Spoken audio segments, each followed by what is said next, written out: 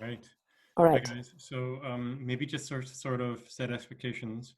Um, I have a big presentation. I have a lot of ground to cover, and I think you guys will enjoy it. Though there's a lot of detail that I've never presented before, and it's really mostly appropriate for this group. So it's my pleasure to go through that. It's probably going to take a fair bit of time to get through, and I'll probably go fairly fast. So you're going to have to be on your toes cognitively.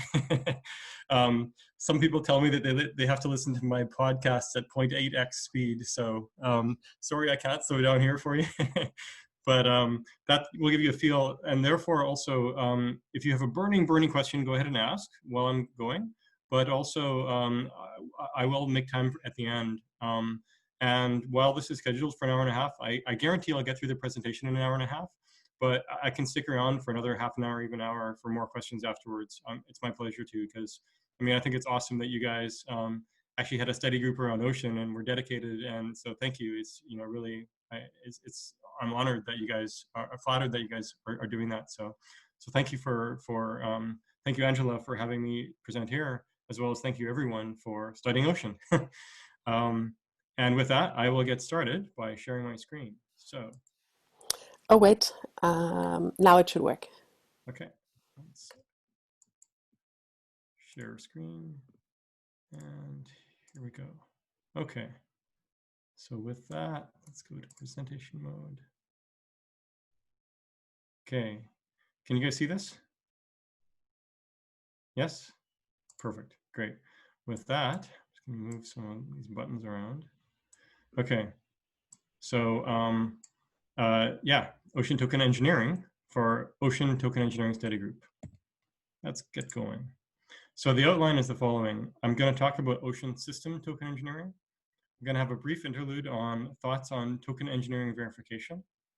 Then I'm going to conclude the Ocean System Token Engineering, which is the software verification done with TokenSPICE. Then I'm also going to talk about token engineering for OceanDAO, for Ocean Market in the V3 version of Ocean, as well as learnings, which is leading to our Ocean V4, which is going to be coming out in the new year.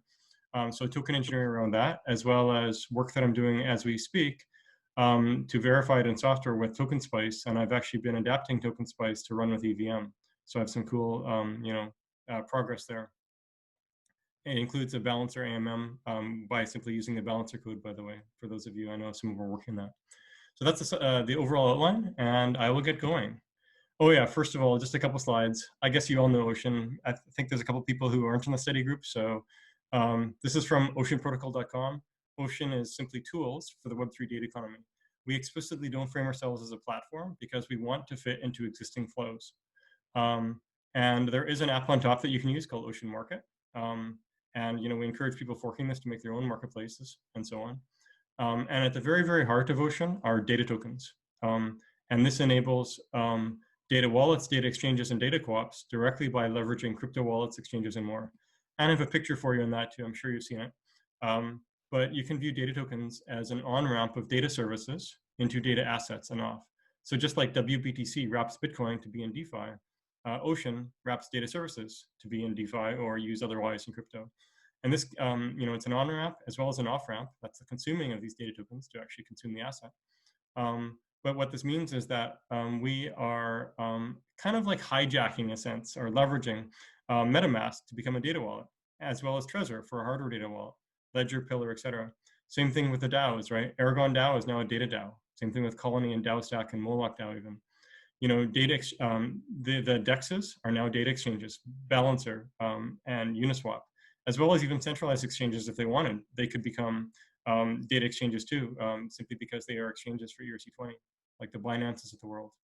For a long time, people have wanted data provenance. Well, guess what? We already have provenance on blockchain by using things like Etherscan or seeing statistics, aggregated statistics in places like CoinMarketCap or CoinGecko. So by putting all the data token stuff in, by basically putting data assets into data tokens, then Etherscan becomes a data provenance tool. And finally, we can kind of go crazy with all the DeFi tools, like insurance with Nexus Mutual, loans with Aave, et cetera, et cetera. So that's, Ocean, this all came out with Ocean V3. So it was kind of this Jedi trick of simplifying Ocean in a big way to basically cast it into this ERC20 framing. But then by doing that, we get all of these things for free, which is, we're very excited about. So that's why V3 was such a big release for us. It came out about 6 weeks ago. So let's talk about ocean system engineering. So remember, overall, yeah, I'll start with system token engineering and then move on to other stuff. So the overall process was the following. I actually was collaborating in this case with Julian Thevenard from Fabric VC, and he's actually got a great mind for doing token engineering. So first of all, we did stuff on the goals, which is writing out a first cut of the goals. They always evolve, but it was a first cut. Then doing design. And in this case, it was exploring a lot of designs to achieve the goals. And then we looped back to update the goals. And then finally, a verification process. And this included formalizing what verification can mean. And I'll talk about that in a bit. Some manual analysis and conversation and looping back to the previous things. So, once you're done step 1, you do step 2. But then, we give ourselves permission to go back to step 1. Same thing with step 3. When you're doing step 3 verification, you give yourself permission to go back to step 2 or even step 1. So here's the goals that we had that we laid out at the very beginning, and this was actually at the beginning of this year. So overall, find a design to enable an ecosystem that is sustainable and growing towards ubiquity. Funding going to teams, improving it at all the layers from the core substrate level all the way up to applications and beyond, and over the long term. So not just 2 or 3 years, but 10 years, 50 years plus. And importantly, the value of the Ocean token itself grows as the usage of the Ocean network grows. Without that, then you don't really have fuel to feed everything. And some sub-constraints. The basic design needs to be simple to understand and communicate. It can be implemented in a pragmatic fashion over time. It gets people to do work in the sense of adding value to the ecosystem, and it encourages skin in the game by the users. And this is a system level design. So we basically have sort of a hierarchical design methodology. I'll get into that. But what this also means is that a choice of your system level design leads to actually what subblocks you have, as well as what specific goals those subblocks might have. And I'll get into that. So here's the main results. Actually, 1 second. Okay, yeah. So there's a system level design for Ocean ecosystem. That's what we had, after this exercise. The design imposed specific constraints on the subblocks, such as marketplace designs and OceanDAO. And each of the subblocks has first cut designs to meet the constraints. And we can model a lot of things like ecosystem revenue, et cetera. I'll get into that. And basically, this puts Ocean network and ecosystem in great shape for the future. So to kind of summarize where we started at the beginning of 2020, it was basically, in terms of ecosystem, what it looked like in the design. And we knew this wasn't the end game, but this is kind of where we were at. It was basically Big Chain to be a German GmbH building Ocean Ocean system on behalf of Ocean Protocol Foundation. And so that's on the left, BDB core devs, and they're doing applications as well. They're doing work to build the data ecosystem. And there's this data ecosystem on the right? And there's other people on top too, as in the ecosystem, things like people like our ambassadors and so on, doing work as well. And the data ecosystem on the right is, what could be a platform, but also especially marketplaces, et cetera. And the big question is, how do we make this thing sustainable and growing? So in iterating on the design, the first thing is, well, and we looked at a lot of system designs, but the core is this loop on that starts at the right, where you've got this data ecosystem, and you take a small percentage of what's coming from that. Call it a tax, call it whatever you'd like, and take 0.1%, take 5%, and loop this back towards the community, and have it moderated with a DAO, so that the DAO can choose how to allocate those resources towards things that add value. And this is kind of a big leap from here. We still have this core work being done, but on the left, instead of Big Chain to be core devs and so on, we now have kind of a more general set of workers in the sort of blockchain sense of workers. So there's core devs that could be in Big Chain to be or elsewhere, but also app devs and also people doing outreach or adding data. And then, when you get network revenue, you need to have a way to allocate those resources effectively. And that's where, one version of DAOs is very useful, where you basically do voting. And the voting, I'll get into the details of that basically. But it basically has to be a positive feedback cycle, such that the overall flow of value grows over time, or at least sustains over time once you get to a certain point. One of the questions is, oh yeah, one other key thing here is this allows space for the community to discover more value, which is pretty cool, right? So there can be proposals by the community on the left for different projects that the community then votes on and chooses. And so you kind of discover new points of value over time. And then another question is, you want to make sure that people are incentivized to buy and hold Ocean. So make it where the stakeholders benefit from revenue growth. So take 5%. It doesn't need to be more, and buy back some Ocean and then burn it. And what that does is it shrinks the amount of the supply over time. So given the same overall network valuation with a smaller supply, that grows the value of the Ocean token. And then the overall question is, how do you ensure long-term sustainability, right? Long-term funding to core devs, et cetera. Especially given that, network revenue won't be significant for at least 4 or 5 years, maybe even 10 years. And what about, ups and downs in revenue, et cetera? And the answer is, Ocean actually has earmarked 51% of its token supply over decades to fund work by core devs, et cetera. Also, OPF Treasury is quite, it has a lot of Ocean in it, Ocean Protocol Foundation. So those two things, the Treasury and Ocean Protocol Foundation, and this 51% of token supply can be used as another input of Ocean going into OceanDAO. So now OceanDAO has 3 main sources of income. One is network revenue, and that's going to be the biggest thing eventually. But to kickstart things, as well as to ensure things over lean years, you've got Ocean coming from Ocean Protocol Foundation and the network rewards, which is the 51% supply. And that can get dispersed over decades. So this ensures long-term sustainability. And so we kind of came up with this design, and it's actually a pretty general design. It's not specific to Ocean per se. So we call it the Web3 Sustainability Loop. And we've got a blog post with the details on this. And in the blog post, I draw analogies to how businesses work, including raising capital initially and so on. And I zoomed in on Amazon because it's a good example. But also, in a way, it's how well-run nations work too. We don't have as many great examples of that these days. These days, a lot of money is printed, but the money is not effectively allocated. And if it's not effectively allocated, it means that the fiat loses its value, right?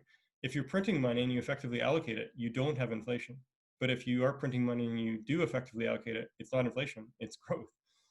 Just like companies selling shares in order to raise investment. So that's the summary, is the Web3 sustainability loop. And that's basically the system level design for Ocean then. What this also led to was sub-blocks. So if you look at this design, we've got a few sub-blocks. We've got OceanDAO as a sub-block, and then we've got the data ecosystem on the right, and that actually is broken into 2 parts. There's the lower level data token stuff, and then there's a higher level marketplaces, or marketplace with replicated many times if you want. So those are the 3 sub-blocks. So I've written them out here. And there's 3 sub-blocks: data token contracts, OceanDAO, and marketplace. And it turns out that in the world of engineering design, you can actually apply hierarchical design methodologies, right? So we don't need to resort to saying that we have some complex system. This is simply a complicated system. But if you have a complicated system that's engineered by humans, what you try to do is break it into smaller blocks and abstract away the complexity, right? Such that at the end of the day, you have a set of blocks where each one only has 5 or 10 components, ideally, maybe 20, 30 max, and a much smaller interface. And this is how electrical engineering works. This is how mechanical engineering works. All the other engineering disciplines, they have a bunch of building blocks with well-defined interfaces, and some that grow over time too. And that's very useful. And they are organized hierarchically. So in analog design, at the lower levels, you have things like current mirrors, or even smaller than that, like at the transistor level. But then you go higher and higher in the hierarchy to things like amplifiers and filters, to higher levels yet, like system level designs for RF circuits and stuff. And so how do electrical engineers design these things? Well, there's hierarchical design methodologies. And one of the methodologies that's sort of tried and true is top-down constraint driven. What that means is that you start off with a top level design, and then you come up with subcomponents. And then at first you don't give specific values for the subcomponents, and you break it down hierarchically to down to the smallest levels, and it looks like a hierarchy. But then what you do is you at the top level, you actually come up with a set of constraints at that level saying, okay, here's the top level design. If each of these building blocks meets these constraints, then the top level design will work. And then you go to each subblock and you repeat. If each subblock of each subblock meets those constraints, then that subblock will work. So here we only have a two-layer hierarchy. We've got the system level design, which is this, and we've got the three subblocks, which is data token contracts, OceanDAO, and marketplace. Here's the subblocks that what they need to do. The overall design will work if the data token contracts are designed such that ocean price goes up as transaction volume goes up. And if in OceanDAO, the creation of projects encourages skin in the game and long-term sustainability. And I don't show it here, but it also needs to say has ROI, expected ROI greater than 1.0. And finally, for the marketplace as well, as dollar volume goes up, it drives Ocean. So to implement these, you know, I'm not going to zoom in on the data token contracts themselves, but basically when a consume happens, there's a tiny fee, a 0.1% fee taken on the consume side. And it's actually denominated in Ocean tokens, sorry, in data tokens themselves, which is interesting. And implementation of OceanDAO and marketplace, I have specific sections that dive into that in these slides that I'll cover later. But I really want to emphasize, you know, we follow this hierarchical design methodology in which there's this top level system and there are specific subblocks. And this allowed us to not have to design the entirety of everything all at once, right? We didn't have to design OceanDAO in full entirety at the same time as we designed the marketplace, at the same time as we designed the data token contracts, at the same time as we designed everything at the top level system. They could be broken apart, just like the Wright brothers did, right? The Wright brothers split apart the design of control of a wing. They split that apart from propulsion, and they split that apart from the engine and more. And then they did really good tests and design on each, and then they combined it together overall to get the overall design. So as a quick aside, I'm going to talk a bit about sort of how I think about verification of token engineering systems. Interestingly, as I wrote a blog post around this, and I had really great feedback from the TE community as I was writing this. So maybe some of you on the call were in there. I know Angela was giving good feedback. So this is where we are on the talk. So the blog post, first of all, I define the problem here, which is token engineering verification is about evaluating the token-based system to find out whether it meets the specified requirements. It could be a simple tool or a full tokenized ecosystem. It could be one or many smart contracts or even L1 blockchain networks. As a starting point on the top half, let's recognize that we're talking about dynamical systems. A failure is when the dynamical systems get stuck in a regional state space that does not reflect design intent. It's a dynamical system fault. It's basically getting caught in a loop that goes around and around in a bad way that you don't want to be in, right? So, and then where are the failures? Well, you could have failures on the logic side, and this is really a digital problem, right? 0 or 1. And this is where we see things like in blockchain land, where formal verification comes in. And by the way, that came directly from formal verification for circuits as one of the techniques to verify digital circuits. By the way, formal verification is not the only way to verify digital circuits because it actually doesn't scale that well. It simply is one of the tools. But there's also, you know, in blockchain land, there could be failures on the incentives side. And this is an analog problem, right? Because incentives are really continuous valued. And the definition of analog itself is that you're either continuous in time or in signal. If you have continuous in time or in signal, you've got an analog thing. But if you've actually got a mixture of blocks, where some blocks are analog and some blocks are digital, that's called mixed signal, right? And frankly, that's actually what tokenized ecosystems are. They've got some digital blocks, right? Because a lot of the code is just like, is this working or not? 0, 1, true or false. But there's a bunch of other blocks that have, you know, that are really, really much more about incentives, right? So we've got actually a mixed signal design, which is the hardest of the three, because you have to think both digital and analog, right? And then verification is more challenging too. The digital is the easiest part, by the way, right? That's the formal verification and the other tools. For the analog verification, now I'm going to talk about how people do this in circuit land. For analog verification in circuit land, to verify analog circuits, you have circuit simulators. And there's a simulator, the first really good circuit simulator was invented in 1972 by a guy named Larry Nagel while he was still a PhD student at Berkeley. And that's called Berkeley SPICE, or SPICE for short. All the other analog simulators since basically are some riff on the name SPICE, like HSPICE or TSPICE or something. So SPICE is like a very, very famous word in circuit land for analog simulation. And there's even now, then when it comes to doing mixed signal simulation, people generally, one thing you can do is just simulate full analog, although of course the digital side gets a little bit hairier because it simulates more slowly. So people can have simulators that try to accelerate the digital side. But in a pinch, you can just simply run an analog simulator to do mixed signal verification. And that's a pretty good starting point, right? So I think this is a useful framework overall because it also points to what we kind of currently have in blockchain land and where we're headed, right? We have a decent handle, not perfect, but a decent handle on the digital verification, including the auditors and stuff, right? They all have really good tools around verification there and stuff. And analog, we're starting to have simulators, things like CAD and stuff, which is great. And there can be improvements there. And finally, mixed signal, this is really kind of both at once. And right now it's coming back to the analog simulators. But also it's not just simulators, verification is a multi-phase thing. And that's what I'm going to get to next. So I think it's pragmatic to do verification in phases of increasing fidelity. And people kind of do this anyway, but it's really useful to formalize. So first of all, it starts with humans, right? Subjective discussions and more with increasing number of people. You start with one, just yourself, talking to yourself basically again and again and again. Once you're satisfied with yourself or your team, then you expand it bit by bit by bit. Eventually it's key stakeholders and so on. But there's also other games that you can play as humans, things like playing board games, right? And there's been a couple that emerged in the TE community already, which is very cool.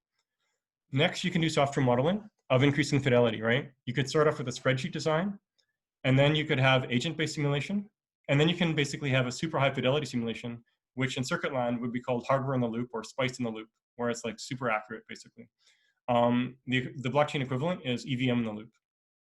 Finally, you can do economic verification. And this is basically put the thing live and let economics happen, right? So by doing that, you can sort of ratchet value at risk over time if you design it well. And then people can choose the risk-reward trade-off. Here's a couple examples. One of them is bounties. For example, Gnosis, when they put out Dutch X a year and a half ago or so, they had a bounty for 150K for anyone who found big bugs. Some people found big bugs. That was great because then, they fixed the bugs. And then they ran it again. And in that case, in the second round, no one found the bugs. And Dutch X was shipped. Another example is Kusama, which is meant as the sort of canary network for Polkadot. It's where kind of the crazy stuff can happen. And the whole idea was to be like 1% or 10% of the value of Polkadot. And these days it's risen to about, I think, 10% of the value of Polkadot, which is kind of cool. So it's more than just a test net, it's really a canary network. And kind of the crazy stuff is happening there. And there's many other tricks too, but that's economic, and it's actually a super useful tool. By the way, I'll be getting into how I did each of these in Ocean, but interestingly, sometimes you can skip number 2 if you have a decent enough trick to get to ratcheting value at risk over time. So that can be a big time saver. And in terms of step 2, the software modeling, you can have increased fidelity, and I talked about this, right? You can have spreadsheet-based, and then go to custom software for agent-based, and then fine-grained contracts in the loop finally. So I'll talk more about verification in the context of the different token engineering designs. And I'll start with Ocean system token engineering, what I covered before, but now with the verification of the Ocean system itself. So with that, here's where we are in the talk. And it's going to be a bit of a bigger section because I know many of you are interested in it. So I decided to zoom in a bit and I'll cover this. So let's go here. So overall, the overall verification of Ocean system TE was the following. First of all, there was the discussions among the team. Actually, this was less with Fernando. So there was the discussions among the team, with myself and with my core team members, as well as with Julian at Fabric. And then actually we brought it to broader and broader set of advisors, Ocean advisors and so on. So I iterated with Anish, for example, here in the call, and others. So that was the first. And remember, this is with the Ocean system design, which is the Web3 sustainability loop. Then actually we did do software modeling, and we actually did 2 software models simultaneously, actually. So Julian at Fabric was building a spreadsheet-based model, and myself, I was writing TokenSPICE, an agent-based simulation that uses Python. And I'm going to cover that in subsequent slides. Finally, economic. So this is about ratcheting value at risk over time, people choosing risk-reward trade-off.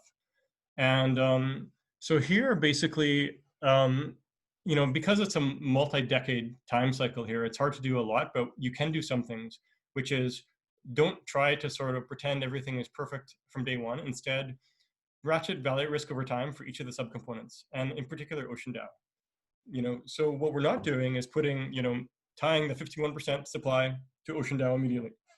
And in fact, so what we're doing initially is simply having funding coming from Ocean Protocol Foundation to OceanDAO, right? And then as time goes on, we will ratchet up funding from OPF, and then we'll turn on the 51% supply. But it will also follow its own ratchet, as I get to later. So that's a good way for basically a ratchet of value at risk over time. And we also tried to keep each of the components as orthogonal to the others as possible. One good example of that, and in circuit land, we call this high impedance inputs. It's simply just, it's an artifact of circuits, but you basically, you want to have things very composable, right? So a good example of this is when we did OceanDAO, it involved 0 of the core software team members. It was myself with another consultant that we brought in who's been helping us drive OceanDAO, and he's going to be spending more and more time with us, which is great. It's great. So that's the summary of the high level verification. Now what I'm going to do is drill in on step 2, the software modeling, TokenSPICE. So I'm going to talk a bit through about this, why I built a walkthrough and so on. So we built TokenSPICE to model the ecosystem. The summary is there's a bunch of agents. They're all kind of running around. Each agent has a wallet. The wallet has Ocean tokens as well as US dollars, which we lump in with Ether. And each agent can do work to try to earn money or whatever, right? And then we simply model Ocean by wiring up the agents in a system level design. So this is some early models I had where I drew it out. And there's, at first I was actually trying to model all the marketplace stuff at once, the publishers, the marketplace, the buyer and stuff.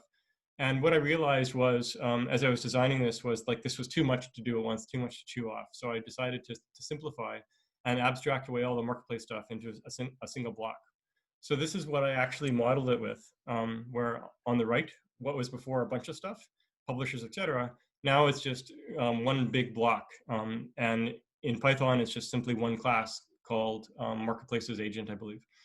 And then there was basically, all the gray, each gray box is another agent, so there's an agent for the Ocean Protocol community address.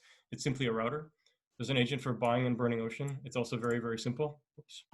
There's an agent for OceanDAO and a few other agents. So all in all, most of these agents are relatively small, but there's some complexities. For example, the agent for 51% supply. What does that look like exactly, right? And a few others, and I'll get into that. So then, as I was building it, I started to measure KPIs and so on. Things, ultimately, with goals around sustainability and stuff, and I'll show you some of the questions that I was asking. But overall, it modeled a bunch of variables. A few key variables are the following. Far right is Ocean token, right? That really is a very important KPI because it is a very good proxy for the health of the ecosystem. It's not perfect because there's a lot of effective speculators, but it's very good. And you actually, but what's it a function of? Work backwards. Well, it's a function of total valuation divided by the number of tokens. Okay, what's the total valuation? Think of it like market cap. What's the market cap a function of? Two things. Market cap or valuation based on fundamentals and based on speculation, right? Okay, what's fundamental valuation a function of? Well, there's a whole bunch of options to do this here, right? And I played with a few things like based on cash flow analysis and so on. But a lot of those are very sensitive to the very last year that you have, as well in terms of revenue, as well as comparing to sort of next best alternative for investment. Like cash flow analysis ones are kind of fail there. So instead, a simpler one is simply based on price to sales ratio. And you can look at standards. What's a reasonable price to sales ratio?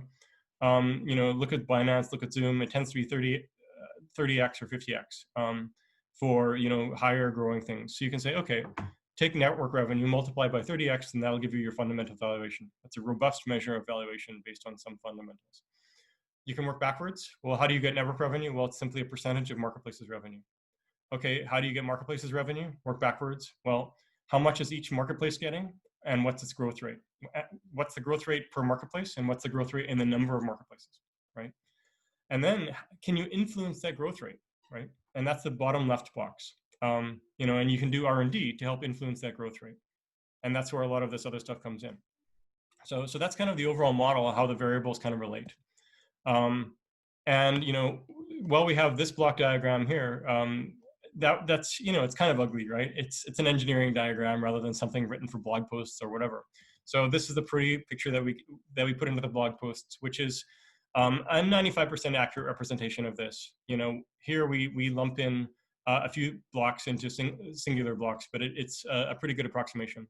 And it also is a good summary of the Ocean token design, right? On the top right, the Web3 project ecosystem needs to have dynamics that make the token go up as usage goes up, in our case, Ocean.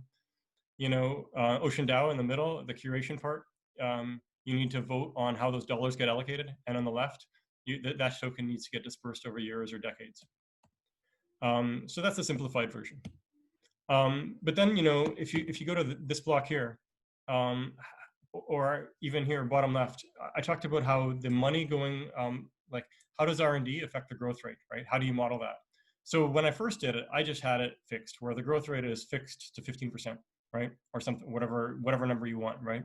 But then of course, that doesn't model the effect of, you know, funds from OceanDAO, et cetera. So you really want to make it a function of that. And so what I did was I said, okay, overall growth should be a function of the ratio of money into the R&D divided by revenue, right? And just like companies do this, right? You know, there's really big companies out there with super slow growth, and maybe they put 5% of sales into R&D, right? But there's other smaller, fast growth companies. They might put 100% or even 300% of sales into R&D, right? That's easy because sales are small. But guess what? You've also got the Amazons of the world that are larger, but they're still fast growing because they put a ton of their sales into R&D, you know, 30, 40, 50%, right? So you can model that, right? You can basically say growth is a function of your amount of money that goes in. But it's a ratio, right, of amount of money that goes in divided by your sales, right? And then also make it diminishing returns over time. So that's how I did it basically. And then I also model, I model as here. I won't go into the details here, but I'm happy to share this stuff later. Also, we want to model the 51% supply schedule. I'll get into this a bit later, but you know, a first cut, you could say, make it like Bitcoin, where it's a half-life of say 4 years. But then that actually has challenges, right? Because it's actually too much upfront when OceanDAO is still baking slowly, right? Or OceanDAO should be baking slowly. You also don't want, you know, one concern is, you know, there's some funding programs out there right now, like liquidity funding or otherwise, where they give a fixed amount per month for 10 years and then they stop, right? But that can cause a really big drop off. So, you know, are there alternative designs? So the design here is to ratchet it up, have the Bitcoin 4%, sorry, Bitcoin half-life of 4 years exponential to start with, but then multiply that by 10% to start with. And then after say 6 months, multiply by 25%. After 6 months, multiply by 50%, and then 100%. So we tried all of these, and I'll show you simulations later that show the different results, but this is the best design overall that we had.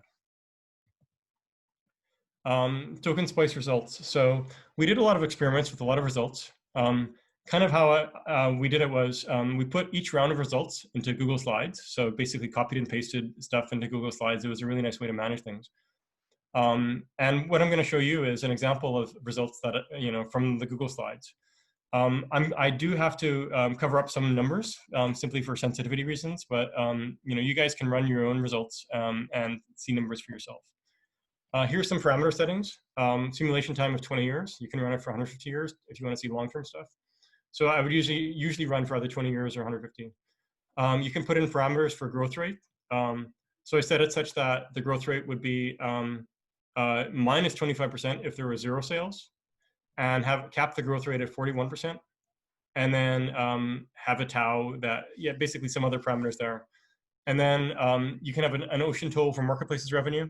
It can be as low as 0.1% or as high as 5%. This is money going back to the community, of course.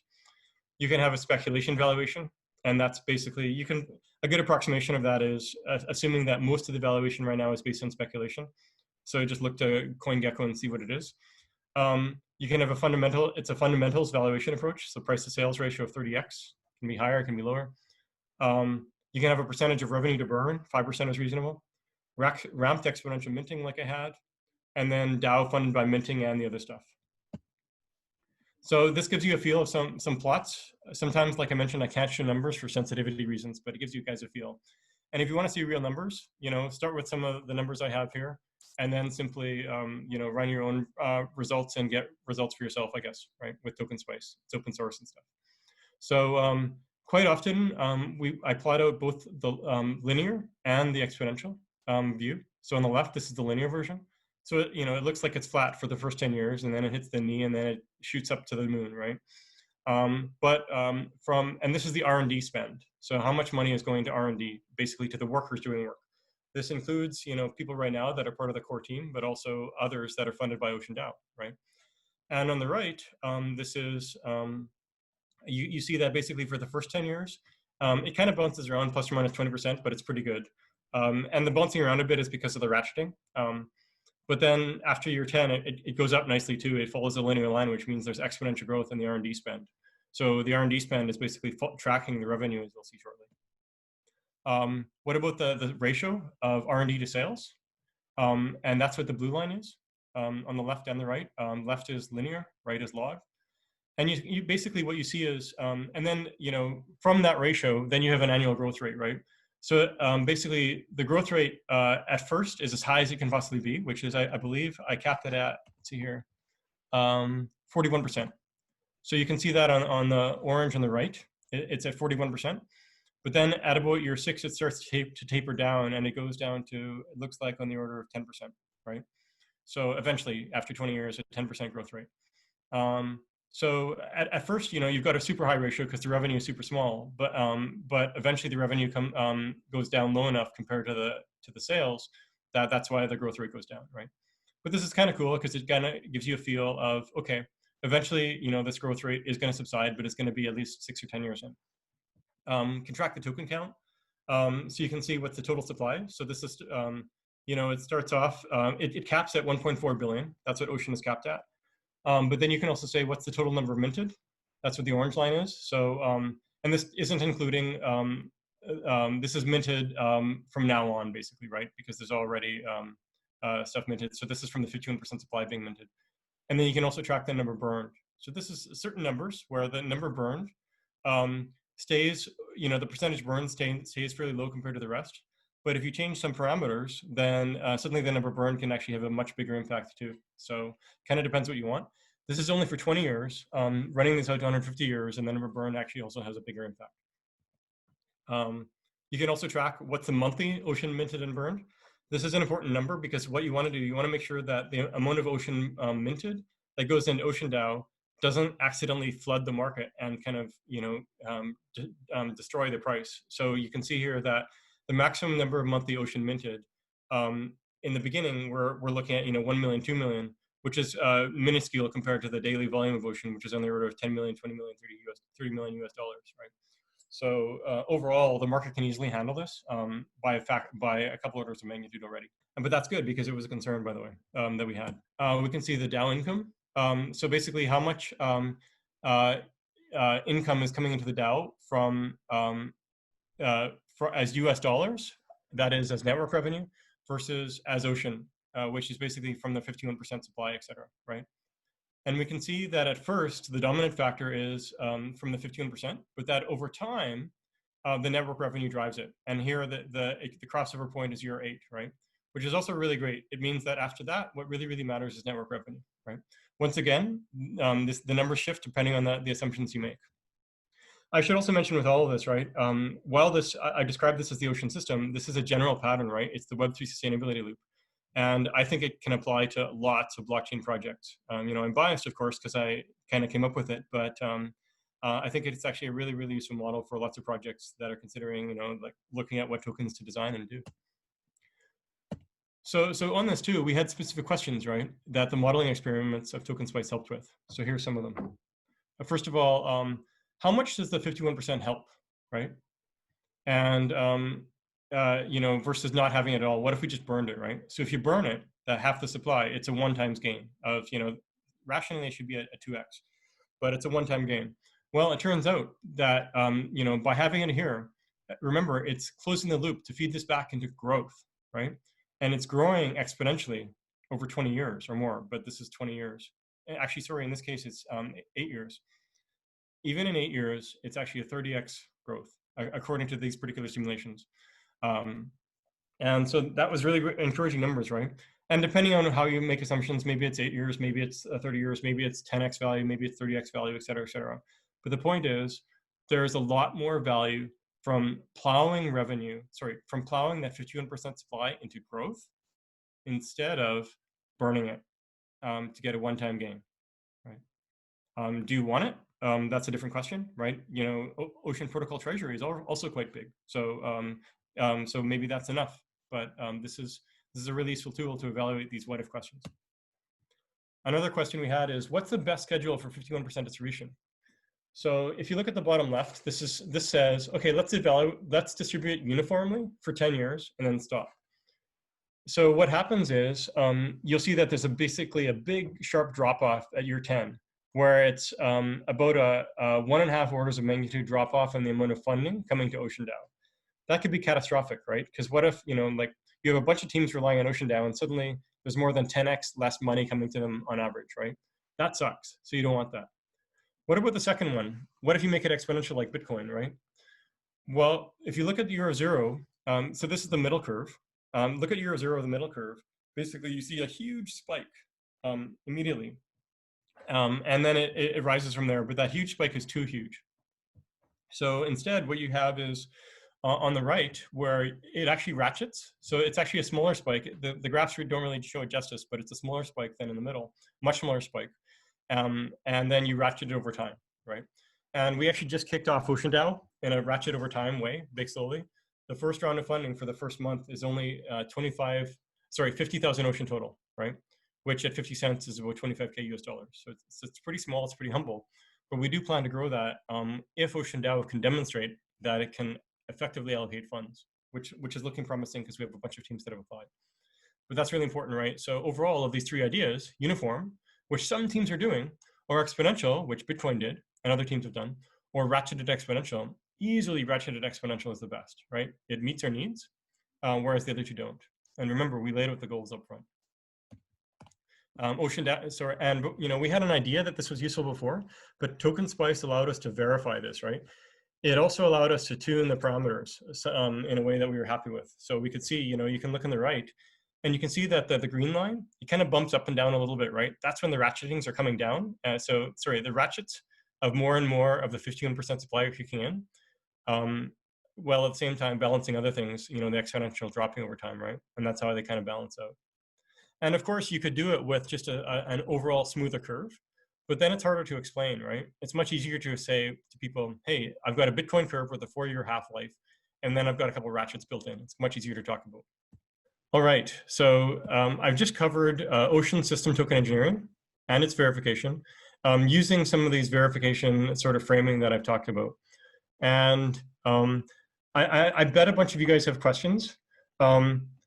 I encourage you just write them down right now, because I really want to get through these slides so that we can so that you guys see everything in sort of a timely fashion. And then I'm happy to take lots of questions after the fact. So just write down your questions. Unless you have like a burning question right now, then I can answer. But otherwise, I ask that we defer to the end. And we can still make it to the end of the slides easily within the time slot and have questions after. All right, we'll keep going. So let's talk a bit about the token engineering for each of the sub-blocks. And I'll zoom in on OceanDAO and Ocean Market. First, OceanDAO. And I hinted at this before, but this is actually a cool tweet from the founder of Synthetics, where he said, "I didn't anticipate the evolutionary governance token play. Launch with governance only, and then let the token holders decide how to capture value. Genius in hindsight, not obvious till recently." I really love this framing, right? So basically, you can set things up such that there is funding going to the community to help the token find new ways to capture value. And if you think about it, this is actually what's happening, right? In the overall system level design. But zooming in on OceanDAO, which is on the left, in order for token holders, in order for the community to capture value, they need to make proposals, and they also need to curate towards value add, right? And so it's really, really important to have criteria around growth. And I'll zoom in on that some more. So we've implemented OceanDAO, and a key criteria is that you have criteria, two things: growth and align with Ocean mission and values. I'll talk about mission and values. Basically, the summary is that it must help promote Ocean's mission and values, or at least not work against them, right? If Facebook came to Ocean for funding, it'd be like, no, screw off, right? Not a fit. Or if there's other projects that don't have something to say one way or the other, then that's okay. So at least don't work against the mission and values. But to really ensure that we have this exponential growth, the snowball effect, we really need to make sure that we have growth. And for that, the money going in needs to lead to more a rise in the value coming out. So the value added to the Ocean ecosystem must exceed the grant value spent. Average ROI must be greater than 1.0. Now the challenge is that the value added by a project is hard to know in advance. Some will fail, others will succeed and bring 10x value. So this simply has to be an average across projects, right? I'll zoom in on this. So how do we compute expected ROI? It's bang over buck times % chance of success, where bang is the value added to the Ocean ecosystem. I'll get into that in a bit. Buck is the grant value spent. That's easy to measure, and the % chance of success. This is an estimate by the project proposer, if you're the proposer, or by the voter. It's basically people voting whether or not this thing should come through, right? And then, so on the bang, right, what's the value added? It's kind of hard to find the value added to Ocean price directly, right? Because that has a big impact by speculation. But at least you can drive value on the fundamental side, right? And if you think about Ocean, and this is project specific, of course, but for Ocean, you could say this is network revenue, but that's also, then it's multiplying by this percentage going to Ocean and community and stuff. So even better is the Ocean data token consuming volume. So this is the overall sales volume that isn't speculation sales, right? So, sales of data tokens is going to speculators as well as to people who buy Ocean data tokens because they want to consume them, right? That's what you want to measure, is that latter thing, the people who are buying Ocean data tokens to consume them, right? And so measuring that volume, what's the total volume, per week, per month, whatever, that's what really matters. So if you can actually have a project that's driving this volume, then that's of great value to Ocean, right? Another thing that's of value to Ocean is total value locked. This is a common measure in DeFi, right? TVL or AUM, sometimes called. Because, and that's basically right now, it's total Ocean staked in data token pools, or maybe more generally, like Banco or otherwise. And why is this? Because demand for staking Ocean drives demand for Ocean, and therefore drives Ocean. Especially when it's new people who aren't Ocean holders who want to stake Ocean, maybe because they're buying, they're publishing data and they want to, kick off their data token pool or otherwise. So this is also a thing to aim for. So overall, Ocean data token consuming volume is really important for us, and that's why we've made it explicit. And this is actually in our OceanDAO wiki talking about this. And just before this talk with you guys, I just had a call with the OceanDAO community in our weekly town hall, helping to teach them about this concept and what to aim for. Keeping going, a few other sort of pieces of implementation of this design. The community proposes projects and the community votes, right? We've set expectations for the community that this is going to take years to bake. We don't want to just launch the thing and see it fail, right? That's happened with some DAOs. We feel for them, but instead we need to just evolve slowly. And setting an expectation that it will evolve, of course. Also, what this means is that the other thing, I guess, is DAO tooling is still pretty young. It's gotten a lot better in the last year, but it's still pretty young. So we're only using off-the-shelf tools. Right now, we're using Discourse as a means to post proposals, Discord for chat-based discussion, Snapshot for voting, GitHub for an Ocean wiki, and soon we'll also have Aragon v2 to basically help translate the votes into the payouts. Yeah, so that's the summary, and the town halls are just simple video chats. We've set the expectations that this can change, and this means that we're de-risking our efforts given this large churn in DAO tooling, right? So once again, this goes back to the verification side, right? It's really hard to come up with a perfect way to verify DAOs right now, right? Given the heavy community side and so on. So we're simply baking slowly and setting expectations accordingly, right? A couple other things, we're funding on monthly cycles. So people propose on day 1, the voting is complete on day 4, and people have the rest of the month to work. What this means is that teams can come back every month if they choose. If they keep delivering, they keep getting funded. And this bypasses the need for voters to do deep analysis of milestones, right? So instead of people proposing projects that might take 6 months or 12 months and trying to figure out if a team is going to deliver or not, instead it's just like, okay, you get funded for a month. If you deliver, great, you get funded again and again and again and again. So this is actually kind of how we're approaching it. And our best reference model for this is Dash, which has been running its own sort of DAO for funding for about 5 years. And taking ideas from there, but adapting it to our more Ethereum-based approach. So that's, but this is all about, baking slowly, ratcheting up value at risk over time. A bit more, voting is one ocean, one vote. And if you think about it, that totally aligns with this ROI criterion, right? So remember, the system level design, we need growth. We've translated that into expected ROI needs to be greater than 1.0. And that translates even to voting itself, one ocean, one vote, right? If it wasn't one ocean, one vote, then there could be big problems actually, right? As well as, things like people trying to game it, right? Civil attacks and so on, and the technology isn't there to do a good job on that anyway. So one ocean, one vote actually is in alignment with ROI criteria. We want to avoid the whales. Fortunately, the big whales are, Big Chingy B and OPF and the founders, and all of them have already committed to not voting, so that avoids that. And we saw a failure there from CurveDAO, right, where the CurveDAO, the founder voted heavily in the early months, and it kind of killed the incentive of the community to vote. A few other things, right? Limited supply of funds per month, so that filters towards higher quality projects. So right now, this first round, there's 5 projects, each getting 10K Ocean. So if there's 20 projects that propose, only 1/4 of them get funded, so that you better make a good proposal, right? But this also incentivizes us, if that's too high of a ratio in my view, probably a ratio of 1.5 or 2x is better. So after these projects get funded, we'll raise the amount for the next round, if that many people propose this time around, right? Another thing, to propose a project, you need to have 5,000 Ocean. Why? Well, it prevents spam and demonstrates a minimum skin in the game from proposers, right? So the proposers have to say, hey, I care enough about Ocean to actually have 5K Ocean. There's weekly town halls, I mentioned that. It helps to grow community among the projects and the voters. But we're also giving space for a lot of future improvements, right?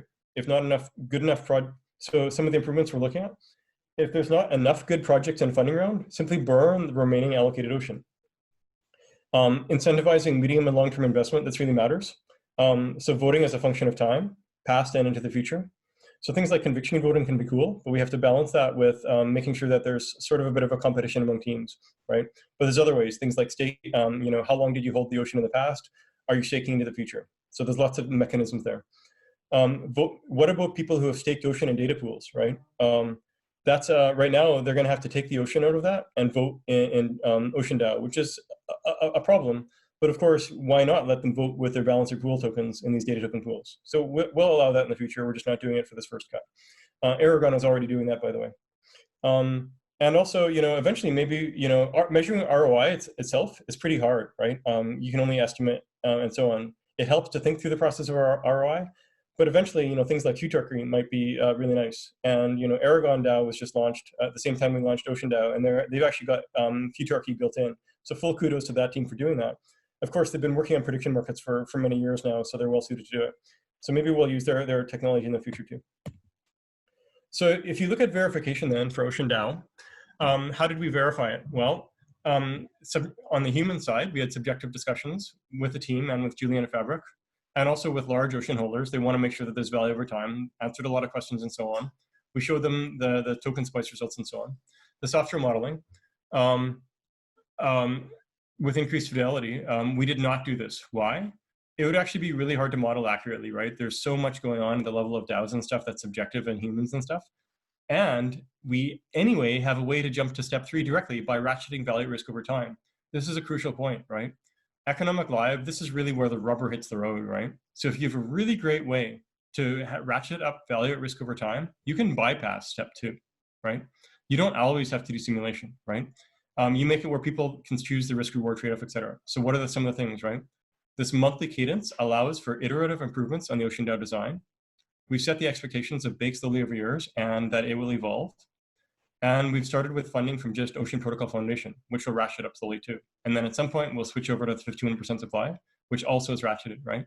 So by doing this, we could skip step 2, the software modeling, go straight to 3. So you ratchet up value at risk over time is a really big deal. I can't emphasize that enough. It can save you tons of time. And if you go straight to economic live and you're not ratcheting value and just go live, then you can see the whole thing come crashing down and fail, and then that could be catastrophe. So this is why you need to really ratchet value risk over time. And yeah, it went live very recently, right? Just over a week ago. So, and if you guys, many of you obviously have been playing with Ocean and looking at Ocean, we encourage you to apply, right? Go to oceanprotocol.com and you can find links there, or just Google it, whatever. There's lots of ways to find it. So far I've talked about Ocean System Token Engineering, including verification. I've talked about OceanDAO Token Engineering. Now I'm going to talk about the token engineering around Ocean Market, and it's going to come in 3 parts. What we've released for V3, some of the challenges we had there, then challenges we identified that we're addressing for V4 design, which we have a first cut design, and then what we're doing to help to verify that, which includes a new variant of TokenSPICE that has EVM. So maybe the first variant that some of you guys have played with, call that a V0.1, call this a V0.2, right? Because there's stuff hard-coded and stuff, it's not that easy to use yet. And that's okay, right? The whole point is that, this is meant to be a humble thing that keeps growing a bit over time, but hopefully maybe some of you find useful. So let's get into Ocean Market. I'm going to talk about the process first. So there was goals, design, implementation, and verification. So those are the steps. Let's go through each. Some of the goals, right? By the way, when I say 3 p.m., this is a third-party marketplace like DEX, right? So we're not going to go through all of this, but here's some of the main goals we had when we were designing Ocean Market for V3. It needs to drive the value of the Ocean price. As the volume in the market goes up, it should drive Ocean price up. It should incentivize people to do work, aka add value, such as add more data sets or do curation, right? Curation is really useful in marketplaces and other things, right? So line that up. Drive virality, right? Somehow people are incentivized to refer others to Ocean and Ocean Market. A basic design that's simple to understand and to communicate. We can have second order complexities if we need, but we really prefer to have this. And also third-party marketplaces having some of these. And there's some secondary design considerations too. We explored a ton of designs actually, right? To give you a feel, here's like 7 different designs that we explored. A whole variety of things, right? Things like, I won't get into it here, but a whole bunch of designs with different structuring of incentives and stuff. And how did we iterate? Against these criteria, right? So we had a checklist, just like, good old token engineering, like the article I wrote in early 2018 with the checklist. We did that here. Here's the chosen design. The summary is a few things. There's a shared market backend. So in the very middle box, there's a shared market backend that all the different marketplaces can use. Critically, that includes a decentralized metadata store that's unified across all the different marketplaces, right? So we can have an Ocean Market front end, and there can be other front ends like DexFreight or Boson Protocol or Daimler or whatever. But critically, they all have to have a shared unified backend. And this helps to prevent a zero-sum game of marketplaces fighting it out too much. And as well, it helps to grow sort of in a network effects type thing, the value, Metcalfe's law n squared, by having that liquidity of the number of data sets available across the different marketplaces, then that really helps to grow the value overall. We also need to have unified payments and referrals, et cetera. And that needs to be in the back end. And then basically what you do is from that, you need value going to the seller, of course. That's a big amount of value. But then you also want some value going to Ocean community, as well as the stakers, et cetera. So that's kind of the summary of the design. Then we had an even more detailed version that zooms in and stuff, right? Where there's ideas about referral reward and stuff like that. Then we asked, how do we implement this thing, right? Because up till then we knew what we wanted, which is here. That's what we wanted. It's like, here's that top level design, good, good, good. How do we implement this? And we'd thought a lot about data tokens already. We'd been building data tokens, and we thought, you know what? What if we just throw the data tokens into an AMM? What would happen if we did that, right? And interestingly, we didn't actually think of this at first when we came up with this design, but then we asked that question, and we thought, oh, this is going to make life a lot easier and simpler, maybe. So what does that look like? Well, yeah, this is our big realization. Using AMMs implements this chosen token engineering design, and it meets our token engineering goals, which is really cool. So the design details are that we want to have data token, Ocean, AMMs, right? So you've got add data token and you've got Ocean. You can also have something other than Ocean like DIEs. It doesn't help as much, so we want to have a bias towards Ocean without constraining people, but we want to have those AMMs. What that means then is providing liquidity is the same thing as staking. This is a characteristic of AMMs. The placeholder guys wrote about that, a really great blog post. And it's also the same thing as curating, right? So basically, if you go to like pools.balancer.exchange, it lists all the different balancer pools out there, right? But what is the default sort? It sorts by the total amount of liquidity. So the highest liquidity thing is shown first. And that's a really good signal for quality. It's not the only signal, but it's a very good proxy as a first cut signal, right? So you know, the amount of stake is a really great signal for curation. Also then, the LPs, as part of the mechanics of AMMs, the LPs get a percentage of the swap volume, right? So that drives incentives in good ways. A few other pieces of the design: store metadata on-chain and deploy to Ethereum mainnet. So this means metadata goes to Ethereum. We did back of the envelope calculations, realized that it wouldn't break the bank for people to do this, so that's okay. AMMs, by the way, deploying AMMs, balancer AMMs to Ethereum mainnet costs like $50 or $100. So we actually had employed a trick where it costs about $1 because we're using proxy contracts, EIP 1167. We're also doing that for data tokens themselves. So that actually greatly reduces the costs of deploying AMMs and data tokens, ERC20 data tokens, and makes everything feasible as well. And the final design is the consume. When a data token is consumed, 0.01 data tokens are going to the marketplace runner and 0.01 are going to the Ocean community. Remember, at consume is 1.0 data tokens are needed to consume, just like Unisocks. You know, in Unisocks, you send 1.0 Unisocks to the Uniswap team, and then you physically get in the mail your socks, your $2,000 socks. Ocean is similar, Ocean data tokens. You send 1.0 data tokens to the publisher, and in return, you will get access to that data asset, right? And then, you know, how does the market design implement this? You know, of those design details, first of all, as volume goes up, does it drive Ocean? Yes, in two ways. First of all, more Ocean gets staked, which drives the Ocean price. And secondly, as volume goes up, then we've got more dollars from fees going up, and some of that goes to burning, which drives the Ocean price. Secondly, for the question, do we get work and skin in the game by curators, referrers, and third-party marketplace owners? Yes, in two ways. It's basically LP rewards is the main mechanic. If you're doing referrals and you drive volume up, then for more rewards, you need to stake more, right? And it's the same thing for curation, which is like I described above. And it also meets the token engineering goals, right? That I listed earlier, right? That I listed right here. It basically hits all of those as well, which is cool. So overall, we were able to reuse a building block from the token engineering universe, in this case, an AMM, in order to and combine it with data tokens, and it met the goals that we had, which is really, really, really, you know, nice. It's nice to arrive at a realization like that. Then to verify, how did we verify this thing? First of all, subjective discussions, right? At first, we asked, you know, could this really work? Could these AMMs really work this way to solve it? And we asked that question harshly to ourselves and iterated also a lot with Fernando at Balancer.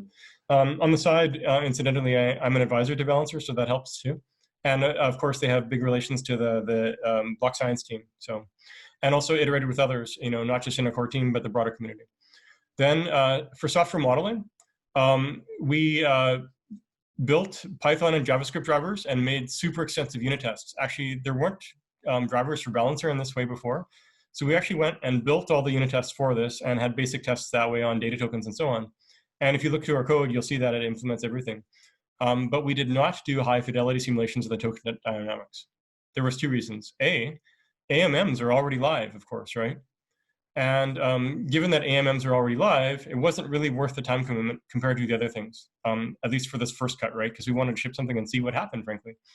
And then, so step 3, economic live, right? So we launched the thing, and we actually did a few things to help the ratchet value at risk over time. First of all, we wrote a lot, as you guys probably saw. We basically tried to educate the community as well as we can to help them think through what staking meant, what AMMs are, et cetera, in the context of Ocean Market and so on. We also gave a lot of caveats, saying in beta, giving warning signals, et cetera. And it's a bit of the sort of philosophy of test and prod, right? We were testing in production. I should mention that we did the digital verification by taking this all to auditors and getting sign up from them, professional auditors. But we didn't do the analog verification and the incentives, except for, of course, knowing that AMMs are already live and having observed that, right? What else? Well, people could choose a risk-reward trade-off. They could choose to stake a lot of Ocean or none. So some people actually, made a lot of money, some lost, some simply tested with a bit, right? There was actually pump and dumping going on. There's still a bit going on, which is kind of interesting, right? So it's sort of like a bit of a microcosm of the broader crypto ecosystem. You guys might have observed that. And there's actually there's Telegram channels dedicated to this, things like the Farming Ocean channel. So with that, we could observe the community response to Ocean Market and see what's going on in terms of token dynamics. And we made a lot of adjustments very quickly, right? So in the 6 weeks since we released Ocean Market, we did a bunch of adjustments, having more caveats, helping to teach the community. And actually, we did do one big adjustment from a token engineering perspective too. And this was only possible with Balancer. We initially released with a 10% weight on Ocean and 90% on data token for a given pool. And the thinking there was we wanted to make it where the publisher didn't have to put too much liquidity up front. But what that meant was they actually ended up becoming too much of a data token whale. And it would also cause high sensitivity to prices of the data token as a function of more people piling in to stake because they wanted to stake their Ocean. The price would rise really, really crazy. And you kind of have a lot of speculation. And then, pure pump and dumpers would come in and even commit fraud and do stuff. So it was really problematic. Within, I think, about 4 or 5 days, we went to 50-50. And then within another 4 or 5 days, we went to 70-30. And this helped a lot. This was probably the single biggest effect that we could have on improving the token dynamics and aligning the incentives of the publishers with the people staking, right? We also did other things, I guess, like allowing people to, I guess I mentioned some of them. But this helped a lot, and it was really only possible because of the flexibility of Balancer. And we also identified further improvements around better IDOs. And we have and other ideas too. But better IDOs, that's actually what is becoming Ocean v4. And we actually just updated our website yesterday for Ocean v4. We haven't made any big announcements or anything yet. But we're iterating deeply on this, and I'm going to show you guys a few things here. So, but this is basically the verification of Ocean v3. I think we struck the right chord. I think it did make sense to not simulate like crazy, instead to put the thing out there and learn over time. Ocean Market, like I mentioned, it went live about 6 weeks ago. This is what it looks like. You go to market.oceanprotocol.com. So then let's talk about token engineering and also more on the learnings from the v3. So here's where we are on the talk. So we're getting close to the end. It's basically v4 of Ocean, which is really around Ocean Market and the lower level dynamics. So we've got 10 minutes to cover this. We're going to be on time, and then I'll take lots of questions. Overall, the process was like before, writing down the goals based on what we'd observed too, coming up with a new design, in fact, trying many designs against the goals, implementing it actually, and then verification, and I'll talk about that. And a bit of a highlight on the verification.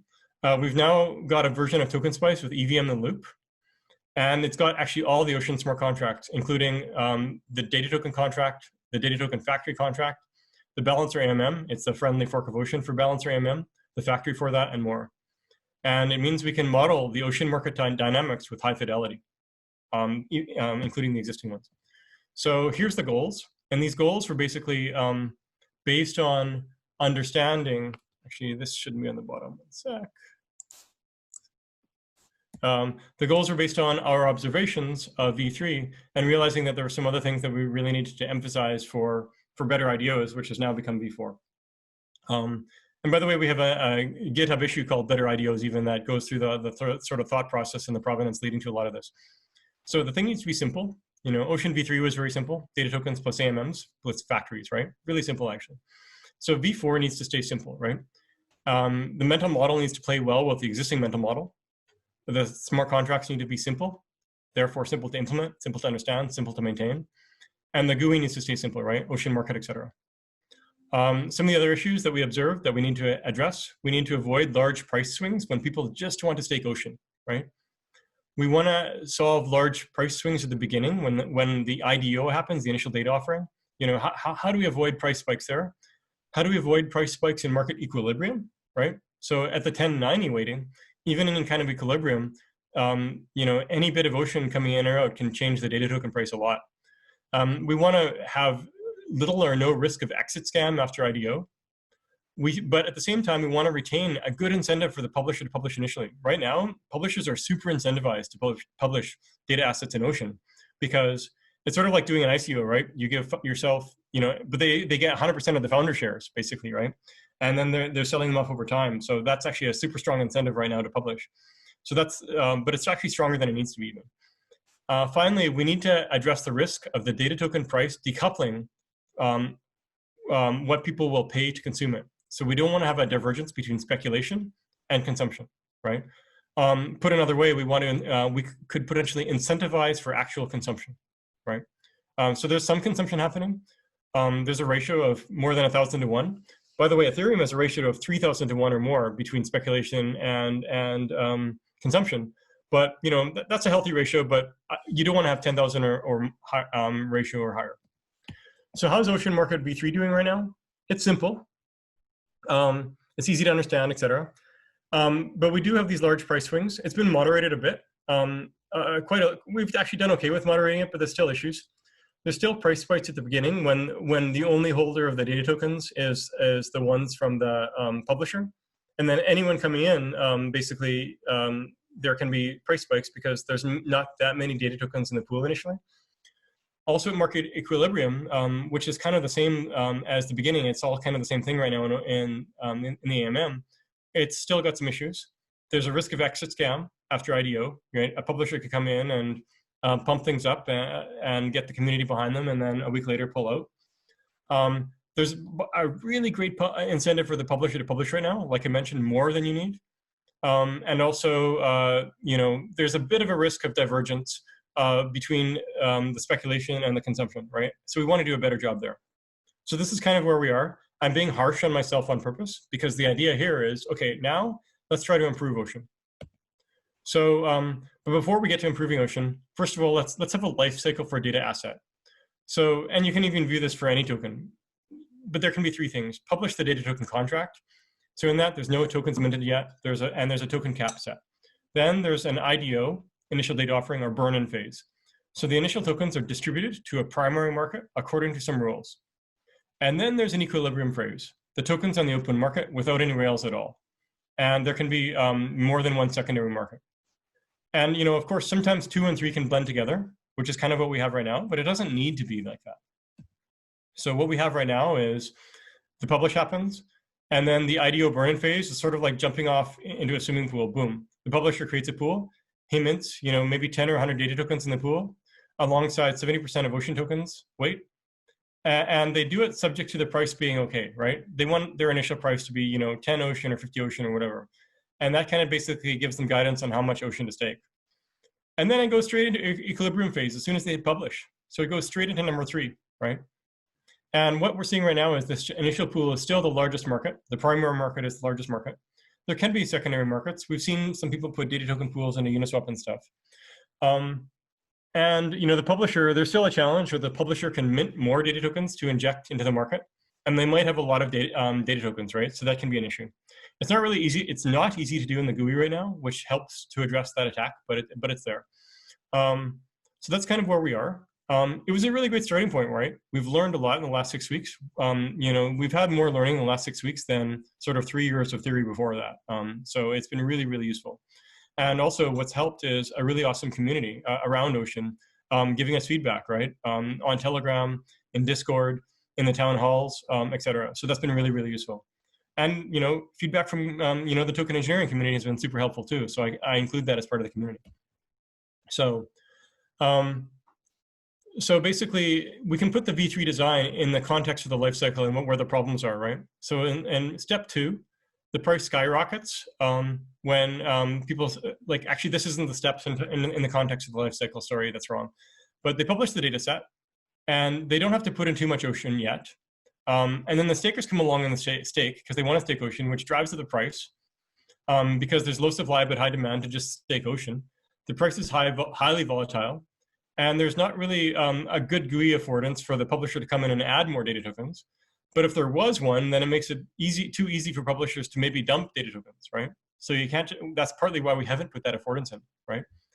And we've seen this problem before in broader crypto land, right? In ICOs, et cetera. So it's the question of how do you release a crypto token to the market to get the token into many, many hands that want it, to get a decent price, to get decent liquidity, and so on, right? This is the realm of fundraising of any token project, right? And there's a lot of proposals over the years, ICOs and RICOs and DAICOs and IEOs and all this, right? And in Ocean land, we call it an IDO because it's around data tokens, right? So then we went through a lot of design iterations, right? So one of the very first ideas we had, which is a really good idea, bring in one-sided staking, where there's basically a robot that is there to basically match any Ocean being staked in a data token pool, right? And so they match it such that the price stays the same. And the robot actually, in fact, is the main controller of the Ocean supply, right? So if you do just that, it actually checks off a bunch of problems, right? Boom, good. Instead of that, what about liquidity bootstrapping? This is an idea that came from Balancer, right? Will that help? It actually helps by helping solve price spikes and market equilibrium, so it helps in one place. And it also helps to avoid the large price swings when people just want to stake Ocean. Whoops, it doesn't help there. It's just, it helps in one thing.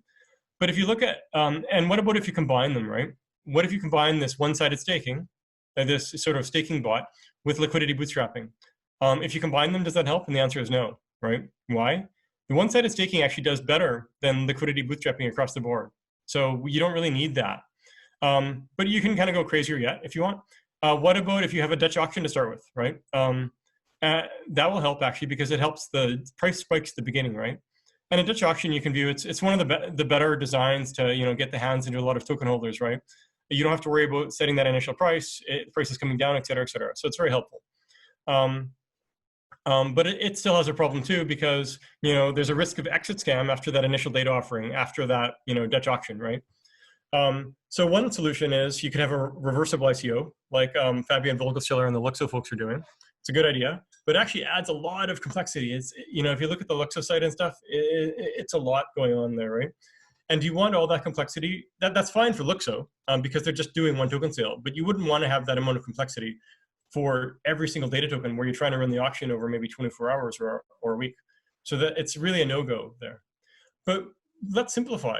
What if we say instead, let's cut out the liquidity bootstrapping and let's cut out the RICO. How are we doing then? So we have just two things. We have the single-sided staking and we have the Dutch auction, but where the Dutch auction is going to the publisher. So the proceeds of the IDO go to the publisher. And that's because that's kind of the standard idea normally, right? Well, that still has so the risk of exit scam, right? But it is a good incentive for the publisher to publish initially. What if instead, what if the proceeds of the Dutch auction go to the robot as well, or basically to the pool, right? What then?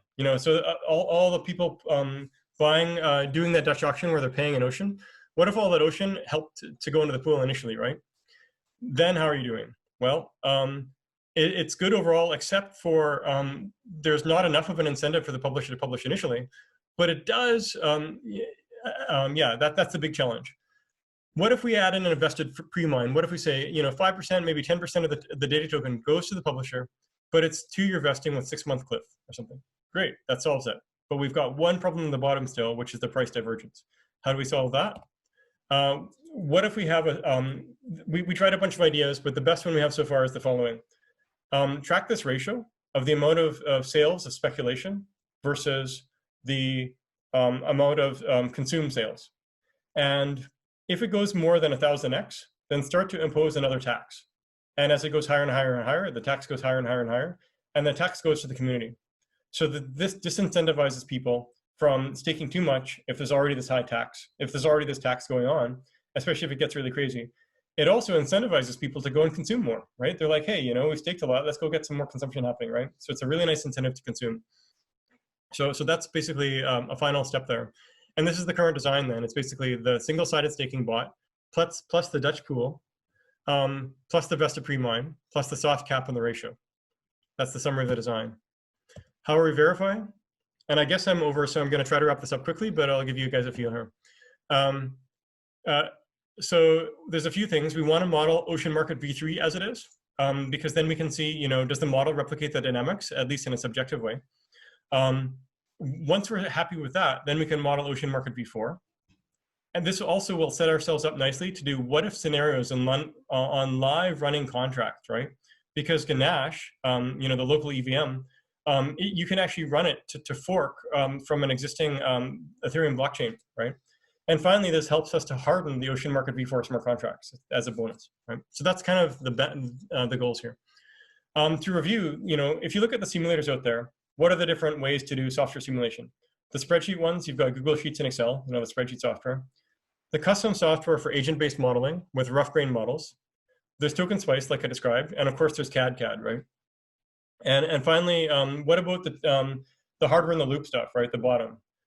This is what I'm doing, TokenSPICE for Ocean v4, which is basically EVM in the loop. There's been discussion about CAD supporting EVM. I really look forward to that. I think that'll be great. And also Gauntlet is a proprietary simulator out there that also has EVM in the loop. The challenge is it's proprietary, right? So it's not as good for, you know, communities over time, right? But those guys seem to be doing good stuff. I can't judge in more detail, but at a high level, it looks pretty interesting. But given that I've got background in CAD and analog CAD, you know, I spent 15 years of my career in CAD, I have a pretty good idea of what I want. So with that, I decided to build TokenSPICE with hardware in the loop. And kind of, you know, once again, yeah, I'll just get into it. So first of all, I needed to model the thing. So here are the agents to focus on, in addition to the agents I showed before. We have a publisher on the left. We have a pool in the middle. We have a staker speculator on the right. And we have a data consumer on the bottom. And this is an example for a single data token. So you would have one publisher publishing this single data token with a single pool, typically, it's the 99% case, with a bunch of speculators and a bunch of data consumers. And the thicker the line, the more value flow is. So there's a bunch of value flow of the publisher publishing data tokens into the pool and value coming back from in terms of BPTs, the pool tokens. As well, there's a bunch of value flowing back and forth from people staking on the pool, and then unstaking, which is basically selling balanced or pool tokens. And there's some value flow in the bottom of buying and selling data sets to consume, but it's not so much, but it's there. And, you know, we're very happy, you know, a ratio of 1000x, that's fine, right? But, so it's there. That's the current design. And notice on the right, there's a common, stakers and speculators are basically merged, right? This is where we want to head. It actually looks the same, except for stakers and speculators are split apart on the right. And in this particular case, in the diagram, we don't actually need to have particular affordances for what the Dutch pool looks like or the vested pre-mine or the soft cap. So, but overall, what we're aiming for is notice that we have thicker volume for the consume compared to the speculating on the right and the staking on the right. And that's good. And we still expect speculating and staking to be bigger, but we want consume to be thicker volume. Notice for each of these two, you know, basically we say, what's the initial thing? What do they have? So if you look on the left, there's the initial Ocean held by the publisher. They have unlimited data tokens and unlimited data one. And what do they want? They want more Ocean. And what are the actions they can do to create value? They can publish data token, pool, and stake it, and they can give data access, right? And writing down the actions here is very useful because this translates directly into what you write as code. And I guess I can describe it here. Maybe I'll go in the center first. So in the pool in the middle, this is basically exactly what a balancer pool does. And the heart of it is, you know, sell data tokens for Ocean, as well as sell balancer pool tokens and charge transaction fees. And the first one is actually in a Dutch auction. So this is in the future pool, but we've implemented that too. I think I'm going to mention that later. So the summary, though, is the very, very middle thing. This is actually the heart of the behavior is inside a smart contract. But it's wrapped with Python to give an interface to the other agents. All the other agents actually can stay as Python, except for their wallet, in terms of holding Ocean and data tokens, is also on the EVM. So that's kind of the big delta. So, but the behavior of, should I buy or sell? Should I create new data tokens, etc.? That's all simply in Python still. You don't need to put that into EVM. So this kind of gives a nice trade-off. So to summarize, kind of what we've built, what I've built, and where I'm headed with the TokenSPICE that has the EVM. We've wrote the Ocean Market v4 smart contracts. That was my colleague, Alex. We've drawn out the schematics for v3 and v4. You just saw that. We've adapted TokenSPICE code as follows. It's running EVM end-to-end using Ganache. It lets third parties deploy to Ganache, and then uses their APIs. So inside Ocean Contracts GitHub repo, there's actually an npm command where you can just deploy. So I just use that to deploy the Ocean v3 code. And then we have a branch of the Ocean v4 code already. So I can use that to deploy the Ocean v4 code. So now basically you've got these smart contracts running in Ganache, boom, without even having to think about EVM. But then what we have is the agents themselves. Oh yeah, we took the Ocean library, and right now I've copied and pasted the OceanDAO library into Ocean, into the TokenSPICE. I could have just used the library directly, but I know I'll have to adapt it anyway, so that's why I didn't. But with this copy and paste to the Ocean library, I can use that as a driver for the what's under the hood, the smart contracts. So the library has support for data tokens, data token factory, etc. And then I've wrapped those library functionality into the agents, right? So I've got these Python agents that TokenSPICE recognizes. And so under the hood, I've got a Python agent called pool agent. And that pool agent directly uses the balancer pool driver in Python. And that driver directly uses the balancer pool EVM contract. So in doing that, I've got a TokenSPICE that can use EVM basically, right? And it, of course, it also uses data tokens and data token factory and balancer AMM factory, et cetera. And I've got unit tests across the board for all of that already, right? And I've started writing the Python level agent behaviors. What I haven't finished is I haven't finished the Python level agent behaviors. So, I've got some very dumb agents right now, but I want to make them better. And once I've made them better, then I can, the goal is to replicate Ocean Market v3 dynamics to run simulations and tune as needed so that it looks subjectively like what's actually been happening in real life. And then basically to also observe our Ocean Market v4 dynamics. How do I do this? I simply point at Ocean v4 contracts instead of the v3 contracts and run, right? And then I can iterate on the simulation and design until satisfied. So we can keep changing the contracts and maybe the Python code until we're satisfied. And that's basically how we plan to verify from a software perspective. I've got some more details in the architecture. I guess I've talked about this, right? But basically overall, you've got the controllables, which are basically the design variables and the design structure. And then you've got two types of uncontrollables. You've got the structure, which is in the form of agents, and then you've got uncontrollable variables, which is environmental and random, structure and parameters. So environmental variables are things that you have to account worst case for, and the random stuff is where it follows a PDF. And this framing actually follows what I used to do when I did analog CAD tools for verification and selling to the big semis and stuff, right? So this is exactly the same framing that I had there that I'm using here. So drawing on my experience from the world of analog CAD. And then finally, what are the metrics? These are what are output by Steam Engine into the CSV and then plotted. And we already have this in KPIs.py. So to give you a feel, how do you interface really? I've talked about this a bit, but where the interface really happens is agent wallet.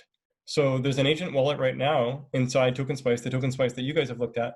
But now agent wallet holds a Web3 wallet. And a Web3 wallet, the heart of it is simply holding a private key. But critically, it can create and send transactions to Ganache and back. And by doing that, then basically the agent wallet feels like before, it has USD and has Ocean. It can now also hold pool tokens and data tokens, et cetera. But all the pool tokens and data tokens and the Ocean, that's all held in EVM. The USD is actually still held in inside agent wallet without needing to resort to EVM because simply it's faster. It was an optimize. And to give you a feel on the right, here's an example of asking the agent wallet, how many BPTs do you have? How many balancer pool tokens? And it simply returns, it calls the pool which is a balancer pool driver implementation calling balance of base. So you might recognize this as an ERC20 function call, right? And it's pointing the address. And then it simply returns that. So it's BPT base, which is following the base 18. It's basically in Ethereum way, but then it converts that into a floating point value as part of this wallet. So TokenSPICE itself then doesn't have to think in terms of base 18 or Y. Instead, it can think about things in terms of real float values and stuff. And the interface, once again, is Agent Wallet. So to summarize, what I've talked about overall, I'm at the conclusion now. We have an internal practice of token engineering, right? So, what the community has been going for, what I've written about and many others, this towards a practice of ocean token engineering, we're living it, right, internally, and it's helped us a lot, right? Some of our general token engineering practices, designing at the system level, leading to goals at each subblock, and then for the system level or the subblock, setting the goals, designing and verifying, following those steps, right? And re-looping as needed, and then zooming in on the verification, always considering 3 phases: human, software, and economic. Sometimes bypassing the software, but at least considering it, right? And economic can make a big difference, right? So how do we do this for these different pieces? So the top level block, the system, the design, the pattern that emerged is what we now call the Web3 sustainability loop. We verified in all 3 ways, but in particular, I zoomed in today on TokenSPICE. But also we did a ratchet value at risk over time. OceanDAO, the design was really around focusing on our ROI, and the verify, we didn't do software. We just did step 3A and step 3B, like human and economic. And on the economic, it's really about ratcheting value at risk. Ocean Market V3, the design was data token and AMM, so very simple, right? But very powerful blocks together. And then the verifying was ratchet value at risk, right? No software-based simulation. But of course, relying on understanding past history of other AMMs. And finally, Ocean Market V4. So Ocean V4, especially Ocean Market, explicit, and this is basically the one-sided market maker and more, with a verification of TokenSPICE with EVM now and ratcheting.